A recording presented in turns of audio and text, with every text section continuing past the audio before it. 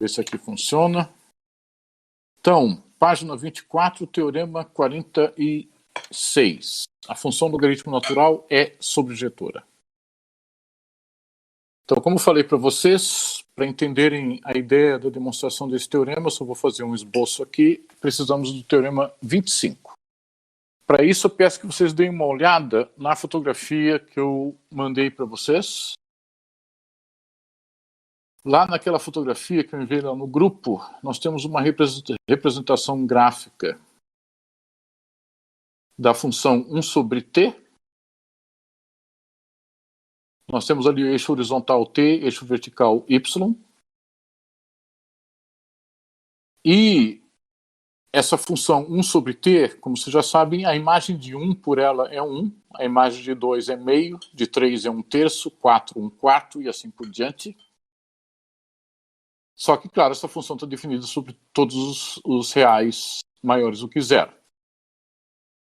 Mas notem vocês que a imagem de 2 ser meio permite definir um retângulo cuja base é definida por aqueles pontos 1 e 2 no eixo t e cuja altura é a imagem de 2, que é meio. Então nós temos um retângulo de base 1, altura meio, e portanto esse retângulo tem área meio. Concordam com isso? Ok. Então. Logo, quanto que é o logaritmo natural de 2? O logaritmo natural de 2 é a área da região abaixo de 1 sobre t, acima do eixo t, ladeado por t igual a 1, t igual a 2. Como esse retângulo tem uma área inferior à área dessa região, que é o logaritmo natural de 2, então nós temos que o logaritmo natural de 2 é maior do que meio. Concordam com isso? Ok. Os demais?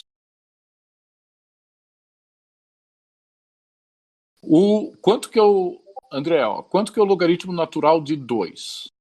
É a integral de 1 sobre t em relação a t de 1 a 2. Concorda? Então, essa integral corresponde à área da região abaixo de 1 sobre t, acima do eixo t, ladeado por t igual a 1, t igual a 2. De acordo? Tá. Só que essa área é maior do que a área daquele retângulo de base 1 e altura meio. Concorda com isso? Justamente. Por isso que o logaritmo natural de 2 é um número real maior do que meio. Tranquilo? Ok. Quanto é o logaritmo natural de 3? Então, notem vocês que ao longo dessa função 1 sobre t, nós estamos marcando pontos. Nós estamos marcando pontos inteiros positivos maiores do que 1 para determinar retângulos, para definir retângulos com altura dado pela imagem nesse extremo. Então, um dos extremos que nós temos é 2. A imagem de 2 é meio, que nos dá um retângulo com área menor do que o logaritmo natural de 2. Já o próximo retângulo, cuja base é marcada pelos pontos 2 e 3 no eixo t, esse segundo retângulo tem altura 1/3, que é a imagem de 3. Isso significa que o logaritmo natural de 3 é maior, estritamente maior, do que meio mais 1/3. Vocês concordam com isso? Ok. Os demais, precisamos disso.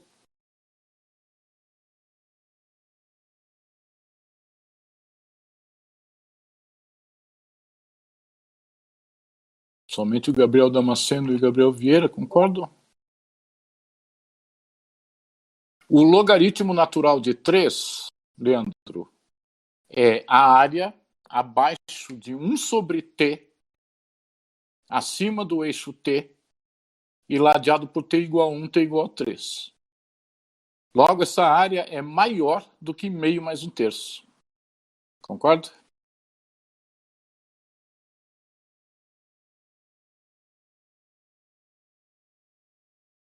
Então, por isso que o logaritmo natural de 3 é estritamente maior do que meio mais um terço. Por que sempre começa em 1? Por causa da definição de logaritmo natural, André. Logaritmo natural de x é a integral de 1 a x. Ah, tá. É que por que separado é uma pergunta. Ok. Leandro, tá de acordo?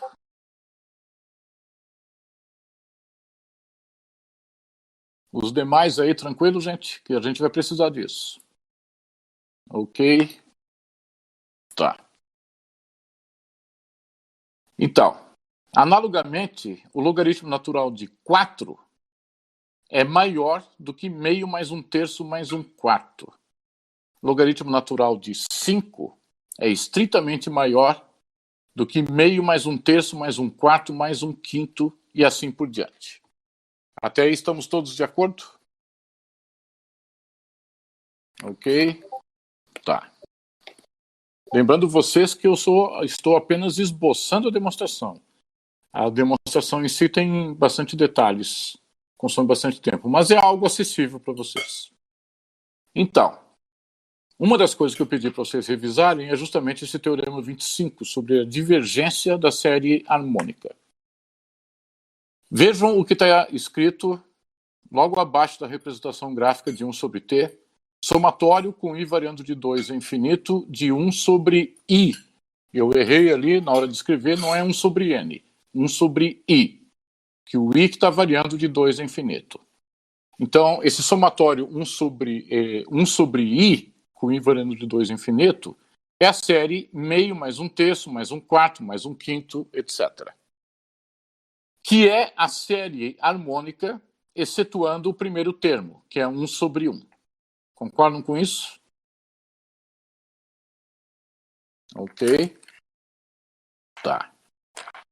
Então, acontece que a série harmônica, como nós já demonstramos, pelo fato de corresponder a uma sequência de Cauchy não convergente, a gente mostrou isso. Desculpa, uma sequência que não era de Cauchy, e logo ela não poderia ser convergente. Então, uma vez que a série harmônica diverge, retirar uma quantia finita de parcelas vai obter com isso uma nova série também divergente. Então, se da série harmônica 1 sobre i, com i variando de 1 a infinito, diverge, essa nova série com i variando de 2 a infinito, de 1 sobre i, continua divergindo. Por que não está definida para 1? O que não está definido para 1, Leandro?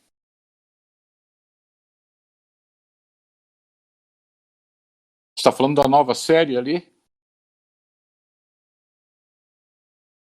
Justamente porque a gente está discutindo sobre o Teorema 46. Veja só. Nós não estávamos falando agora há pouco que o logaritmo natural de 2 é estritamente maior do que meio. Logaritmo natural de 3 é estritamente maior do que meio mais um terço. Logaritmo natural de 4 é estritamente maior do que meio mais um terço mais um quarto. Então, nós estamos somando esses retângulos. Meio, mais um terço, mais um quarto, mais um quinto, mais um sexto, que é a série harmônica truncada, excetuando apenas o primeiro termo da série harmônica. Por quê? Porque nós queremos provar que o logaritmo natural é uma função sobrejetora. Então, o que eu estou querendo provar com o primeiro passo é o que está escrito lá no texto, que o limite de logaritmo natural de x, com x tendendo ao infinito, é infinito. Ok aí, Leandro?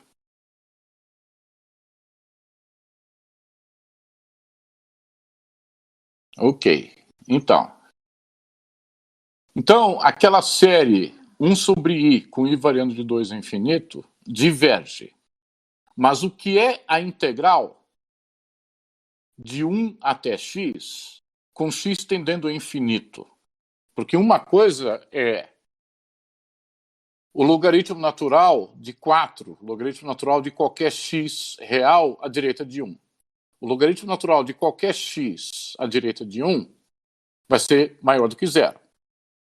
Mas o que é aquele limite de logaritmo natural de x com x tendendo ao infinito? Isso corresponde à integral de 1 até x com o limite desse x tendendo ao infinito. Eu sei que eu não qualifiquei para vocês o que é limite com x tendendo ao infinito, por isso que eu estou falando aqui, que eu só estou dando uma visão intuitiva. Mas a visão intuitiva aqui é de que esse limite de logaritmo natural de x com x tendendo ao infinito corresponde à área de toda a região abaixo de 1 sobre t, a partir de 1 para a direita, todos os reais. Até aí tá ok, gente? Ok. Os demais? Então seria correto falar que a integral de 1 a n é maior do que o somatório. Esse é o ponto, André. É exatamente esse o ponto. Mas a gente já chega lá. Então, o que nós estamos dizendo é o seguinte, que essa área da região abaixo de 1 sobre t, ladeado à esquerda por t igual a 1, e não ladeado à direita, ou seja, cobrindo todos os reais à direita de 1, essa área é infinita por quê? Porque uma outra área menor, estritamente menor do que ela, que é aquele meio mais um terço, mais um quarto, mais um quinto, mais um sexto, etc., é infinito. Como essa área abaixo de 1 sobre t, acima do eixo t, ladeado à esquerda por t igual a 1, e não ladeado à direita, é maior do que aquela série que nós já sabemos divergir, então essa área, que eu falei agora há pouco, ela também é infinita. Estamos de acordo até aí? Ok. Os demais? Tá. Então vejam só, nosso objetivo é provar que logaritmo natural é subjetório. Como eu falei para vocês, eu só estou esboçando a demonstração. Para fazer a demonstração de maneira detalhada, tem que qualificar o que é aquele limite com x tendendo ao infinito. Podemos fazer isso em outro momento, só não estamos fazendo porque não é o foco aqui o estudo de cálculo diferencial integral. Então, só que precisamos de alguns elementos de cálculo para poder brincar aqui com as funções que vocês precisam conhecer. Agora, a outra pergunta é quanto que é o limite da mesma função, logaritmo natural de x, com x tendendo a zero pela direita. Primeiro eu vou falar para vocês o que significa esse x tendendo a zero pela direita. X tendendo a zero significa que o x pertence ao intervalo de 0 menos delta a 0 mais delta, excetuando o zero. Esse x tendendo a zero pela direita significa que o x pertence ao intervalo de 0 a 0 mais delta. Não estamos interessados em valores x à esquerda de zero. Até aí tá ok? Ok, tá. Então, acontece que é possível provar que o limite de logaritmo natural de x, com x tendendo a zero pela direita, é menos infinito. Em que sentido? Vejam de novo na fotografia que eu mandei para vocês. Eu deixei achurada uma certa região de R2 que está delimitada à esquerda de 1 sobre t, a partir de 1 sobre t para a esquerda, a partir do eixo y para a direita, a partir de 1 para cima. Identificaram a região achurada? Ok. Vocês devem perceber que essa região achurada é uma imagem espelhada, uma imagem simétrica, daquela outra região que corresponde à área abaixo de 1 sobre t, acima do eixo t, ladeado à esquerda por t igual a 1, não ladeado à direita. É uma imagem espelhada em relação à reta y igual a t. Concordam com isso? Ok. A partir disso, nós temos que a área dessa região achurada também é infinita. Então, a área dessa região achurada também é infinita. Então, considere o caso limite com x tendendo a zero pela direita. X tendendo a zero pela direita significa aquilo que eu falei para vocês, que o x está entre 0 e 0 mais delta. excluindo zero mais delta. Como na definição de limite nós podemos impor condições sobre valor máximo para delta, podemos escolher como valor máximo para delta 1. A gente não tem escolha na definição de limite sobre os valores de epsilon, que eles são arbitrários. Mas sobre delta a gente pode impor restrições. Até aí tá ok? Tá.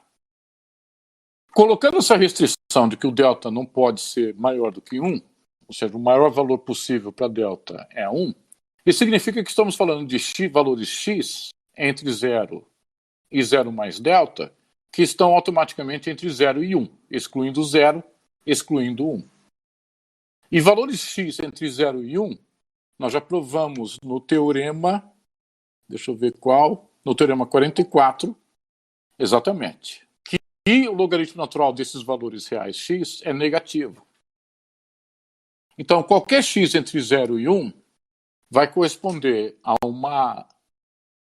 um valor real negativo que corresponde ao simétrico aditivo da integral de x até 1. Então, o que nós temos ali é que, como aquela área achurada também é infinita, então, à medida que o x se aproxima de 0 pela direita, ou seja, o x fica confinado no intervalo de 0 a 0 mais delta, esse logaritmo natural de x assume valores em valor absoluto cada vez maiores, mas com um sinal negativo. Tá ok até aí?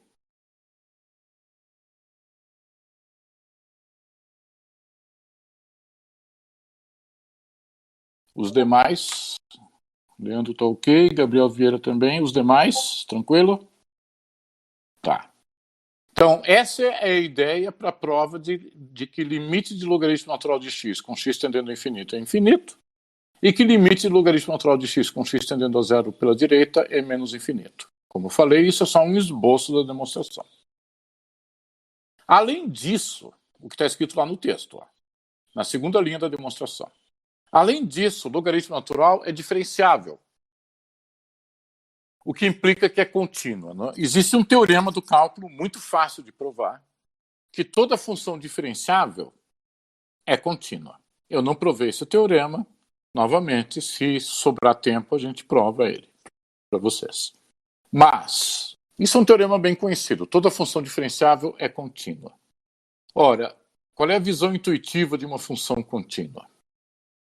No caso, como o logaritmo natural de x, nós provamos, deixa eu ver em qual teorema, no teorema 45. Lembro vocês que no teorema 45 a gente não só provou que o logaritmo natural é injetora, como ela também é crescente. Então, como o logaritmo natural é crescente e é contínua, e ainda com esses limites, significa que o logaritmo natural de x cobre todos os reais de menos infinito a mais infinito. Estamos de acordo até aí?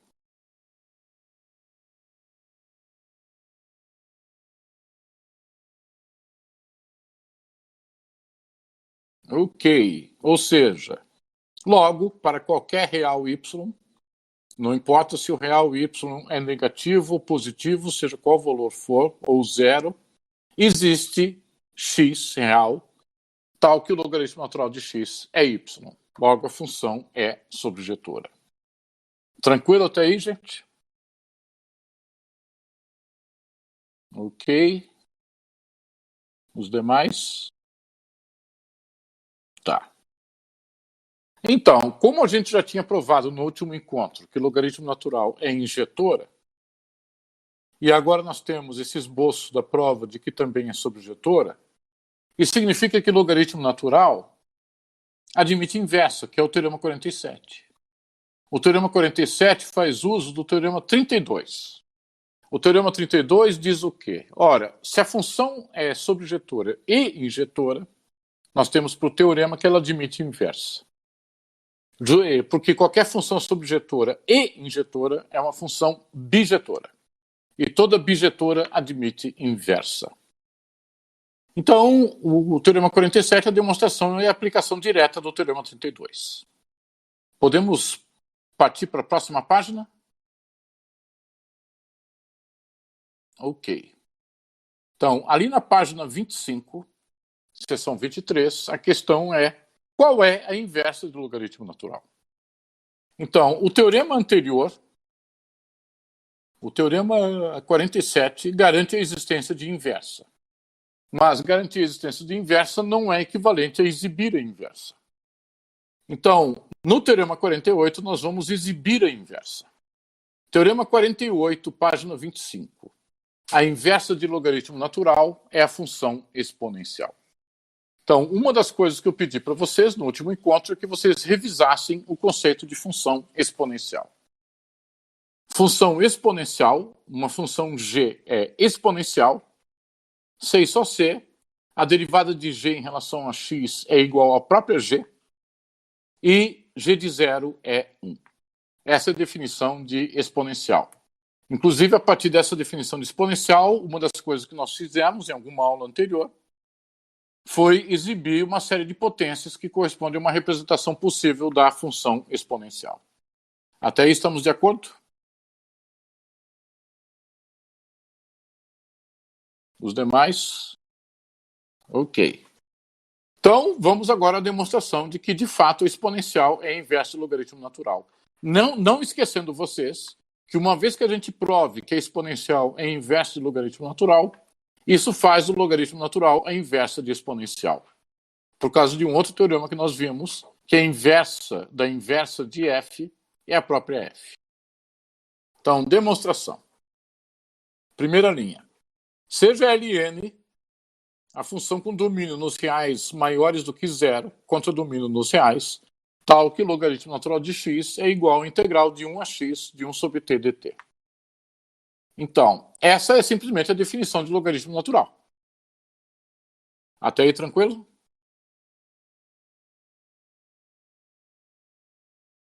Os demais? Tá. Continuando. Para fins de abreviação, chamemos o logaritmo natural de x de y de x. Só fizemos isso porque fica mais fácil escrever. Então, aquela y de x é uma abreviação para logaritmo natural de x. Seja g de r, ou seja, g com domínio nos reais contra domínio nos reais maiores do que zero, a inversa dessa y, que é o logaritmo natural, cuja existência é garantida pelo teorema 47. Então, vejam só. O teorema 47 garante a existência da inversa. Se a inversa existe, nós estamos denotando essa inversa por g, o domínio dela coincide com o contradomínio de logaritmo natural. E o contradomínio dessa inversa g coincide com o domínio de logaritmo natural. É uma das condições para a definição de inversa. Até aí tá tranquilo? Ok. Tá bom. Então, continuando a leitura. Logo, para qualquer x real, y de g de x deve ser igual a x. Afinal de contas, por quê? Pela definição de inversa. Uma inversa g de uma função y é uma função tal que, se a gente fizer a composição de uma com a outra, resulta na função identidade. Ou seja, tanto y de g de x é igual a x, quanto g de y de x é igual a x. Essa é a definição de inversa. Até aí estamos ok? Ok, tá bom. Logo, ora, se y de g de x é igual a x, podemos derivar ambos os lados em relação a x, mantendo a igualdade, uma vez que a derivada, quando existe, é única. Um resultado que eu não mencionei para vocês, mas que permite justificar isso, é que se uma função é diferenciável e admite inversa, sua inversa também é diferenciável. Então, nós temos que a derivada em relação a x de y de g de x é igual à derivada em relação a x de x. Só aplicamos derivação em ambos os lados da igualdade. Estamos de acordo? Ok. Então, continuando ali. De acordo com o Teorema 33, o que é o Teorema 33? Quando nós discutimos sobre o conceito de inversa de uma função, e esse conceito é dado a partir da noção de composição de funções, a gente fez isso para poder enunciar o teorema de derivada de função composta, que é um teorema bastante poderoso, permite derivar uma vasta gama de funções. E nós temos ali, do lado esquerdo, exatamente isso, uma derivada em relação a x de uma composição y de g de x. Então, como que a gente deriva isso? A gente deriva usando o teorema de derivada de função composta, que na literatura é conhecido como regra da cadeia. Tá bom? O Leandro está digitando. Então, enquanto o Leandro digita, notem ali. Quem que é aquela y? Aquela y é justamente o logaritmo natural. E derivada de logaritmo natural de x em relação a x, nós já provamos, é 1 sobre x. Aplicação direta do teorema fundamental do cálculo, parte 1. Nós já fizemos essa prova. Então, quanto que é derivada em relação a x de y de g de x? É 1 sobre g de x vezes a derivada de g em relação a x. Vamos ver, não entendi o que tem a ver o conceito de derivada com o conceito de função inversa. Precisamos terminar a demonstração, Leandro. Tá ok? Ainda não terminamos a demonstração. Tá. Então, estão de acordo que a derivada em relação a x de y de g de x é 1 sobre g de x vezes a derivada de g em relação a x? O lado esquerdo da igualdade. Ok. Os demais? Só o Gabriel Vieira? Ok. Tá. Notem que o lado esquerdo, aquele 1 sobre g de x vezes g' de x, observe vocês quem é aquele g de x. Não esqueça que esse g de x, qualquer que seja essa função, é a inversa de logaritmo natural, que é aquela função g, que está na segunda linha, cujo contradomínio é dos reais maiores do que zero. Isso significa que essa g jamais assume imagem zero. Logo, aquele 1 sobre g de x está definido, já que aquele g de x é sempre diferente de zero. Agora, com relação ao lado direito da igualdade, a derivada de x em relação a x é a derivada da função identidade, que nós já temos teorema demonstrado sobre isso, é igual a 1. Então, nós temos 1 sobre g de x vezes g' de x igual a 1. Logo, g' de x igual a x. Estamos de acordo com isso? Que g' de x igual a x? Então, notem vocês que essa função g, que é inversa de logaritmo natural, é uma função cuja derivada é igual a ela própria. Mas não podemos esquecer de um outro detalhe importante, que é o que continua no texto. Uma vez que o logaritmo natural de 1 é igual a zero, por que o logaritmo natural de 1 é igual a zero? Porque o logaritmo natural de 1 é integral de 1 a 1, de 1 sobre t dt. É zero. E como essa g é inversa de logaritmo natural de 1, ou seja, a composição é a função identidade, então o g de zero é igual a 1. Concordam com isso? G de zero é igual a 1?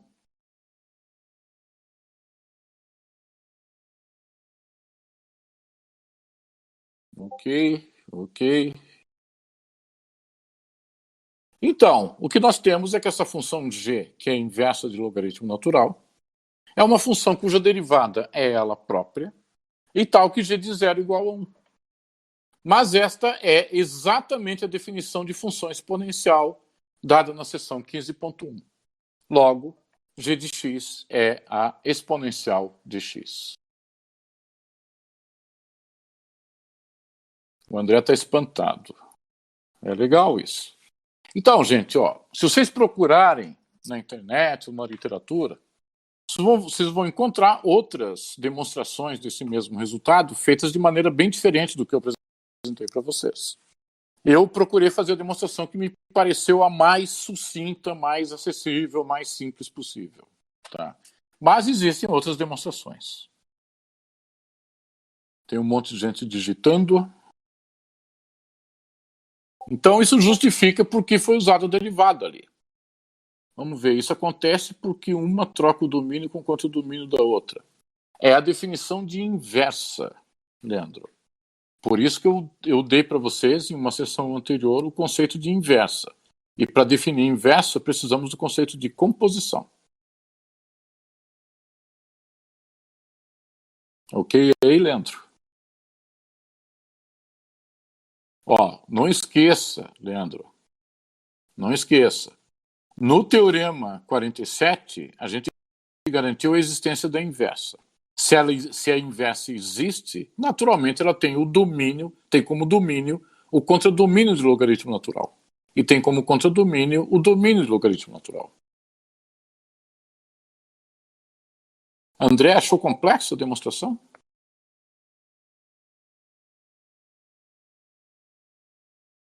Vamos ver. Agora caiu a ficha. Ok. Vamos ver o Gabriel. Dado que as imagens da inversa do logaritmo natural são sempre positivas, a exponencial, né? E a inversa exponencial, também podemos dizer que demonstramos que a exponencial possui imagens sempre positivas. Exatamente.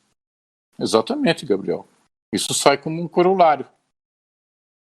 É uma consequência imediata desse teorema. Na verdade, Gabriel, isso que você acabou de falar já é uma consequência imediata do teorema 47. Logaritmo natural admite inversa. Então, o que está dizendo o teorema 47 é que essa inversa vai ter sempre imagens maiores do que zero. Agora, se você está preocupado especificamente com a exponencial, uma vez que a gente provou que a inversa é exponencial, isso automaticamente garante que a exponencial tem sempre imagens positivas. O André achou a mais complexa até agora. Mas não é, né, André? Porque, veja só, o teorema fundamental do cálculo, ele exige muito mais do que esse que a gente acabou de ver, né? Inclusive, não sei se você sabe, mas em lógica existe sim o conceito de complexidade de demonstrações. Tá? E é possível provar sim que a demonstração do teorema fundamental do cálculo é mais complexa do que a demonstração desse teorema que a gente acabou de ver. Tá? Então, pois é, existe esse conceito, complexidade de demonstração. Então, podemos ir para a seção 23.1, nossa primeira aplicação aqui.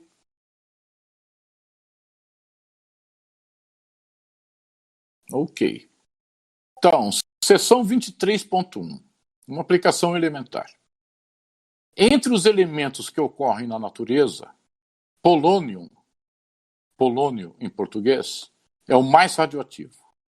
Você sabe que existem elementos que ocorrem na natureza e outros elementos que são artificiais, que não existem na natureza. Então, entre aqueles que existem na natureza, o mais radioativo que se conhece é o polônio. Continuando a leitura.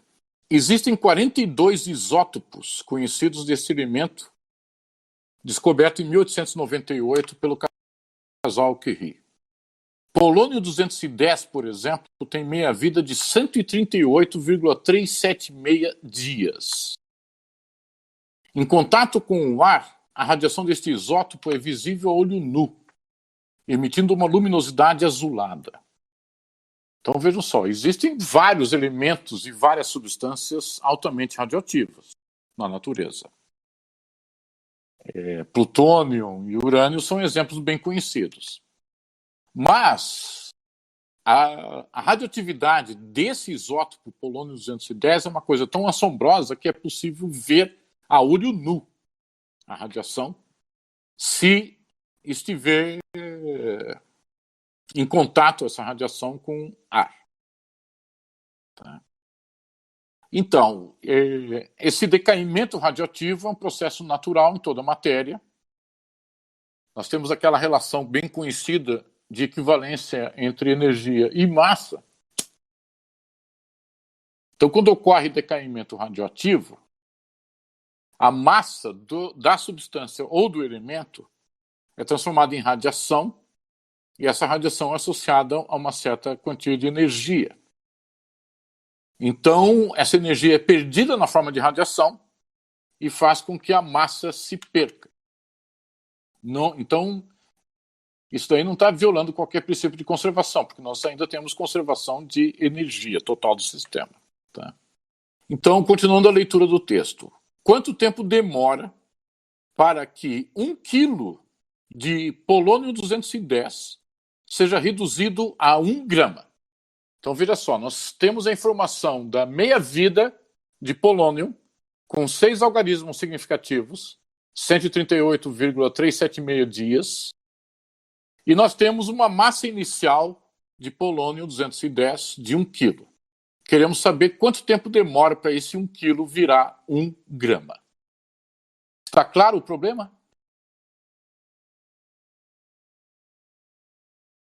Ok. Os demais? Tá. Ok, continuando então. Neste caso, podemos modelar matematicamente o fenômeno de decaimento radioativo através do emprego de funções. Se assumirmos massa m como uma função real m de t, dependente de tempo t, o modelo usual assume que dm dt igual a km, sendo k uma constante de proporcionalidade. Essa proposta se traduz da seguinte maneira: a taxa de variação de massa em relação ao tempo é proporcional à massa. Então vejam só. Nós temos uma proposta de modelo para prever quanto tempo é necessário para 1 quilo de polônio-210 ser convertido a apenas 1 grama, levando em conta a meia-vida desse isótopo. Tá?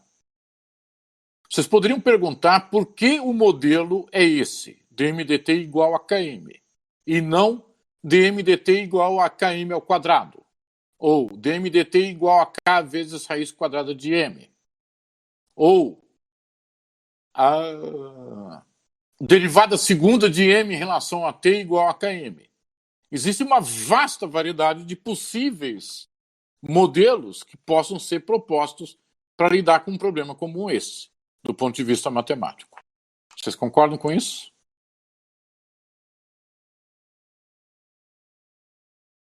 Ok.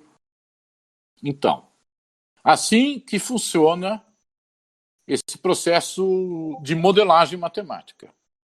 Poderia ser uma integral? Poderia perguntar isso. Por que não apresentar o modelo como uma integral? Ou poderia apresentar um modelo que não tem nada a ver nem com derivada, nem com integral. Poderia apresentar um modelo baseado em uma equação de diferenças finitas. Por que não? Então, o que eu digo para vocês com isso é que, do ponto de vista matemático, há um vasto universo de possibilidades. A questão é que, seja qual for o modelo proposto, ele deve satisfazer pelo menos 2 condições. Uma, ele deve ser heuristicamente justificável. Segunda condição, ele deve estar de acordo com aquilo que a experimentação de fato mostra. Até aí estamos de acordo?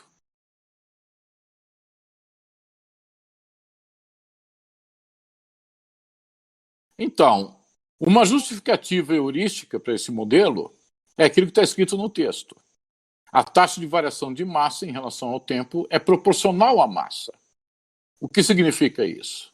Que quanto maior a massa, mais perde massa. Maior a taxa de variação de massa. Quanto menos massa, menor a perda de massa. É isso que está dizendo esse modelo. E que essa proporção é uma proporção direta.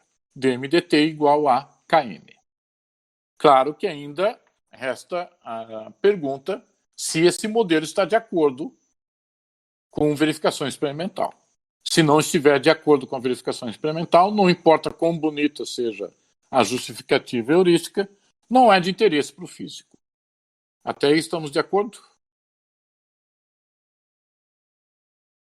Ok? Tá. Então, a questão é se esse modelo funciona ou não. Então, continuando a leitura. Logo, m de t igual a c vezes exponencial de kt. Então, em primeiro lugar, por que c vezes exponencial de kt e não apenas exponencial de kt? Essa é uma pergunta que vocês poderiam fazer. Porque, vejam só, digamos que a pessoa achasse que m de t é exponencial de kt. Se substituir exponencial de kt, se substituir m por exponencial de kt na equação diferencial, ela vai ser satisfeita. Derivada em relação a t de exponencial de kt é k vezes exponencial de kt. Logo, dm dt igual a km. Estão de acordo com isso?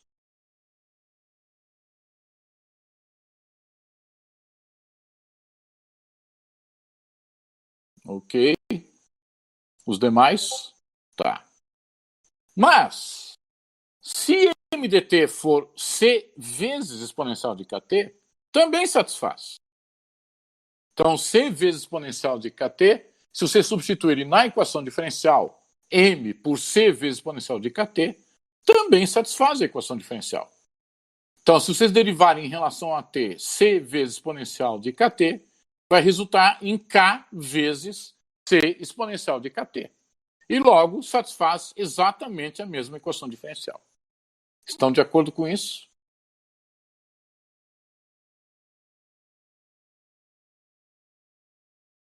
Então, num primeiro tratamento sobre esse problema, eu posso simplesmente dizer para vocês que c vezes exponencial de kt contempla uma gama muito maior de possíveis soluções para essa equação diferencial do que apenas exponencial de kt.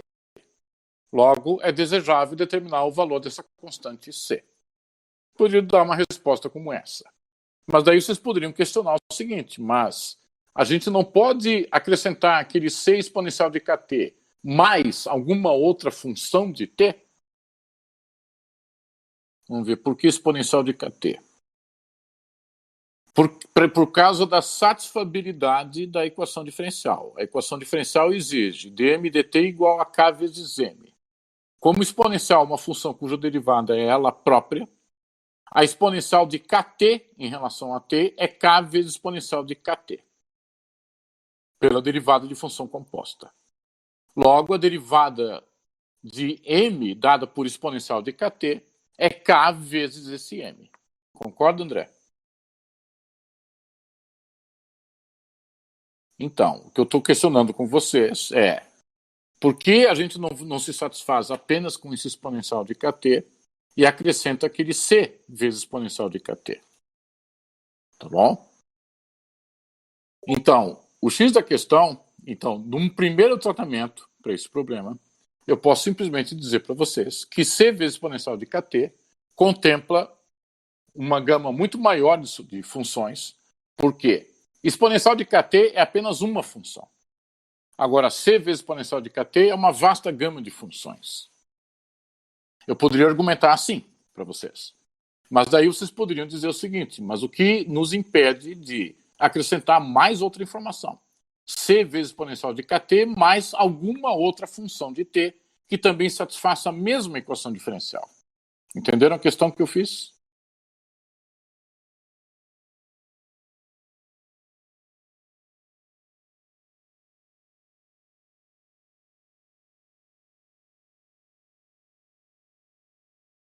Nós não chegamos lá ainda, Leandro.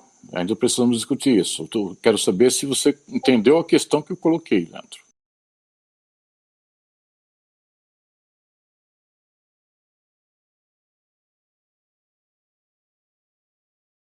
Então, nós vamos mostrar para vocês que a única solução para essa equação diferencial é exatamente essa, c exponencial kt. Isso vai ser mostrado para vocês. E a gente vai mostrar isso para vocês na próxima sessão. Por enquanto, a gente só está interessado num exemplo de aplicação simples. Então, isso que a gente está discutindo agora vai se amarrar com o conteúdo do próximo assunto. Tá? Por enquanto, vamos ficar só com esse c exponencial de kt e ver se a gente consegue determinar o valor desse c. Até aí tá ok?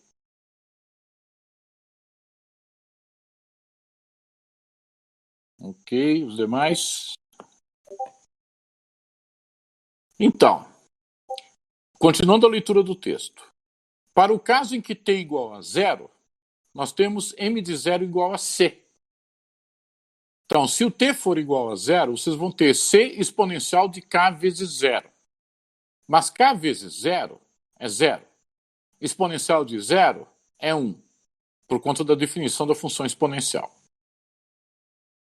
Logo, m de zero é igual a c. Então, nós já sabemos como interpretar essa constante c. Essa constante c é, como disse o... deixa eu ver quem... o Leandro, é a massa no instante zero. Se quiserem chamar a massa no instante zero de massa inicial, melhor ainda. Então, continuando a leitura do texto. Logo, C pode ser interpretado como massa inicial M0. Até aí estamos de acordo?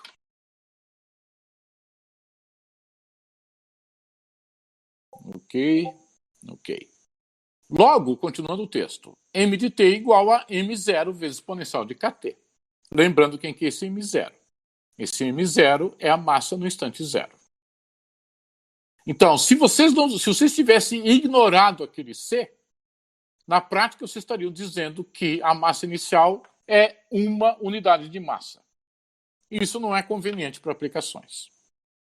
Continuando a leitura do texto. Uma vez que a meia-vida do isótopo em questão é de apenas 138,376 dias, logo, nós podemos substituir nessa solução da equação diferencial. Então, a massa final é m0 sobre 2, porque meia-vida significa isso. O tempo que demora para a massa reduzir a metade.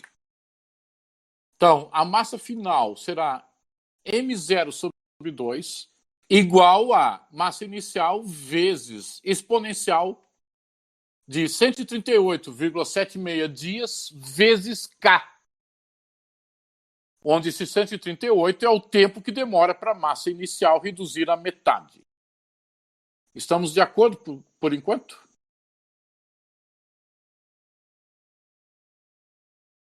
Ok. Os demais, tranquilo aí?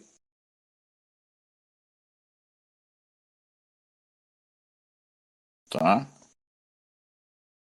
Logo, continuando o texto, a exponencial de 138,76k é igual a meio.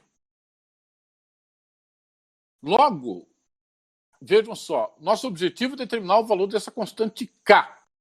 Essa constante k é obtida a partir da informação da meia-vida do isótopo. Lembrando que o logaritmo natural é inversa de exponencial, que foi o último teorema que nós provamos, podemos aplicar logaritmo natural em ambos os lados da igualdade, mantendo a igualdade. Até porque o logaritmo natural é uma função injetora. Então, logo, o logaritmo natural da exponencial de 138,376k é igual ao logaritmo natural de meio. Estamos de acordo com isso? Aí vocês podem perguntar como calcular o logaritmo natural de meio. Existem várias maneiras de fazer isso. Por exemplo, vocês podem determinar a área da região abaixo de 1 sobre t, acima do eixo t, e ladeado por t igual a meio e t igual a 1, por meio de uma aproximação, por exemplo, por um trapézio. Ou vocês podem dividir essa região em 2, 3, 4, 5, quantos trapézios vocês quiserem, para obter valores aproximados cada vez mais precisos sobre o logaritmo natural de meio. Concordam com isso? Ok. Esses valores aproximados do logaritmo natural de meio, vocês precisam determinar com pelo menos 6 algarismos significativos, uma vez que a informação da meia-vida do polônio 210 foi dada com 6 algarismos significativos. Outra opção é vocês usarem uma calculadora. Tá? Eu usei uma calculadora. Então, o Gabriel está rindo ali, tá? Então, o logaritmo natural de meio é menos 0,693147. Então, lembrando vocês como que a calculadora faz. A calculadora faz esses cálculos também por esses métodos numéricos. Então, nós temos ali que 138,376K é igual a menos 0,693147. Finalmente, K igual a menos 0,005000916 dia na menos 1. Novamente, 6 algarismos significativos. Esse é o valor do nosso K, determinado a partir da informação da meia-vida do isótopo. Até aí estamos de acordo com o valor de K? Os demais? Tá. Continuando a leitura. O valor da constante de proporcionalidade K é negativo justamente porque no problema em questão a taxa de variação de m de t é negativa, sendo m de t sempre positivo. Então, a massa, em qualquer instante, é positiva. Mas a taxa de variação da massa, que é K vezes m, como K é negativo, a taxa de variação é negativa, o que significa que está perdendo massa. Lembrem vocês, quando a derivada é negativa, a função é decrescente. Então está perdendo massa à medida que o tempo passa. Estamos de acordo com isso?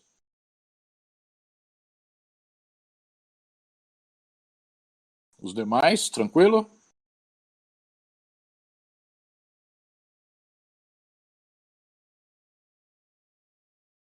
Ok, Leandro está digitando. Como as coisas se encaixam? Exatamente. É nessas horas que a gente vê a beleza da teoria. Então, continuando a leitura.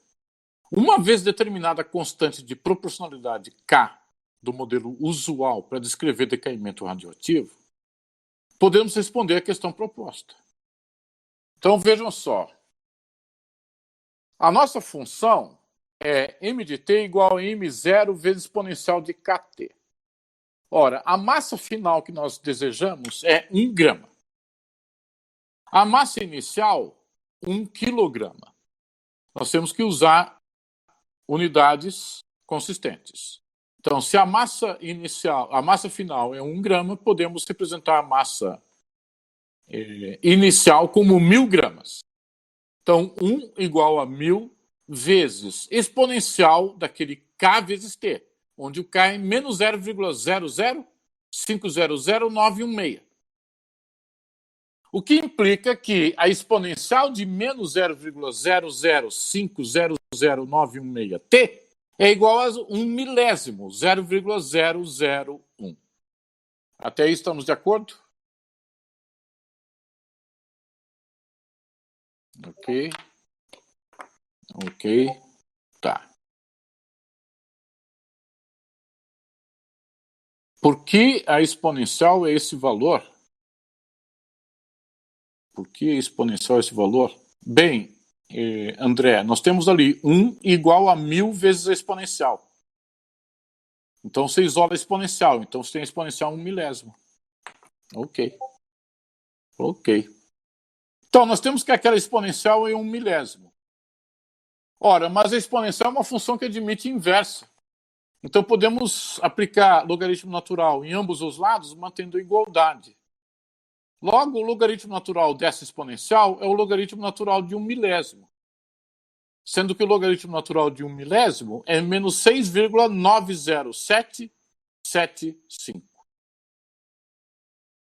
Isso, então, veja só, o logaritmo natural daquela exponencial de menos 0,005000916t é igual ao menos 0,005000916t, que, por sua vez, é igual a menos 6,90775. Até aí estamos de acordo? Ok. Então, vendo vocês que nós temos o lado Nós temos do lado esquerdo sinal negativo, do lado direito sinal negativo. Isso significa que aquele t vai resultar num valor positivo, e não poderia ser diferente, porque à medida que o t está avançando, nós estamos perdendo massa. Nós perdemos 1000 gramas de massa para 1 grama. Logo, esse t é igual a 1379,02 dias, o que corresponde a 3,77556 anos. Eu estou assumindo aqui que um ano tem 365,25 dias. Ou seja, como está ali no texto, em menos de 4 anos, 1 quilo de polônio 210 é reduzido a 1 grama. Isso dá para vocês perceberem a terrível taxa de decaimento desse isótopo polônio 210. Fechou aí, gente? Essa parte? Os demais? Ok. Perfeito é bom. Perfeito é bom. Então vamos para a seção 23.2, exercício. Sabendo que a meia-vida de carbono 14 é de 5.730 anos, então vejam vocês, carbono 14 tem uma radioatividade muito menor do que aquele polônio 210. Então, sabendo que a meia-vida de carbono 14 é de 5.730 anos, qual é a massa final de 2 gramas deste isótopo após 80 milhões de anos? Então, vocês devem saber que o carbono 14 é um isótopo presente em todas as formas de vida complexas. A produção dele é resultante da interação de raios cósmicos com átomos de nitrogênio, que estão presentes em formas de vida complexas. E esse carbono 14 é amplamente usado em arqueologia, em paleontologia, para fins de datação. Então, vejam só, nós temos ali que o carbono 14 tem meia-vida de 5.730 anos, e nós temos uma massa inicial de 2 gramas deste isótopo, e queremos saber quanto que restará desses 2 gramas após 80 milhões de anos. Vejo que esse problema aqui é um pouco diferente do anterior. No anterior, nós tínhamos uma massa inicial e uma massa final. Queríamos saber quanto tempo demorava para chegar naquela massa final. Agora não, agora nós temos o tempo e massa inicial. E queremos saber a quanto será reduzida a massa final. Entenderam a diferença?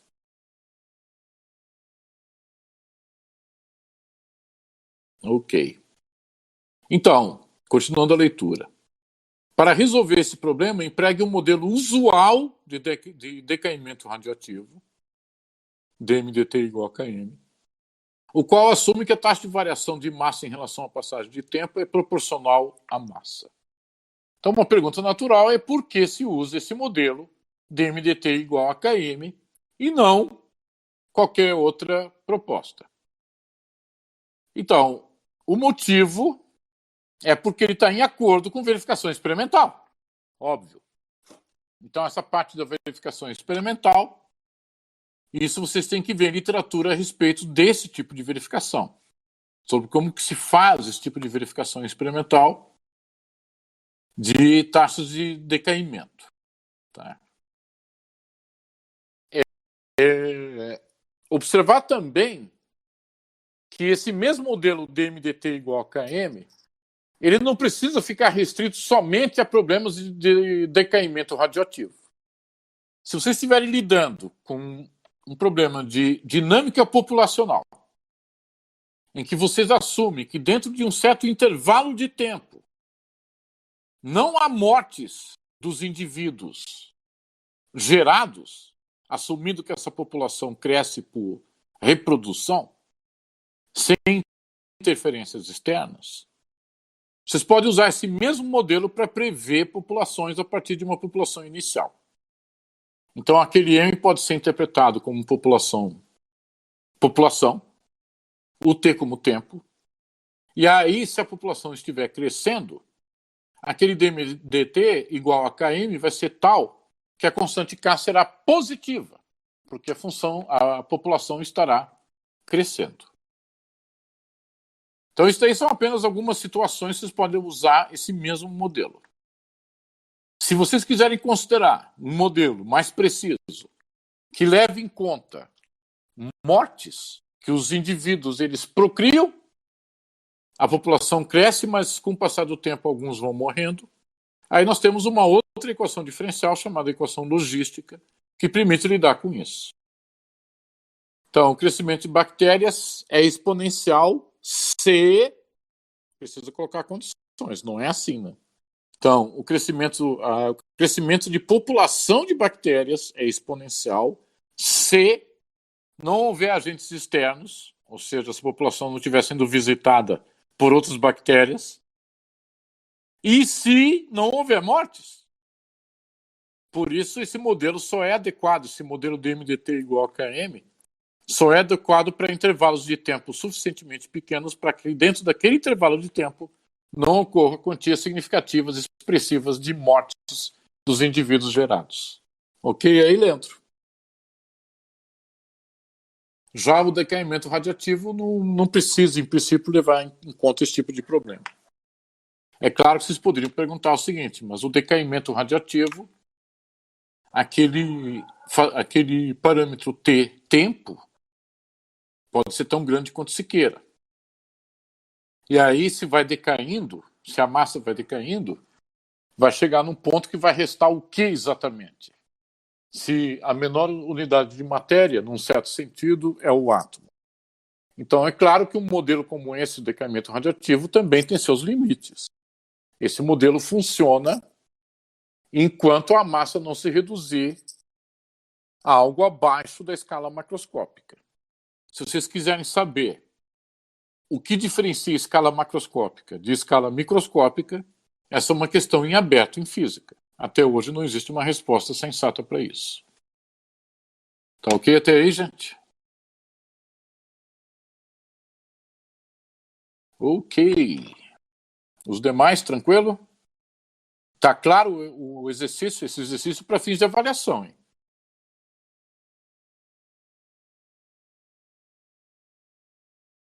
Tá. Vamos ver se a gente consegue interromper a gravação.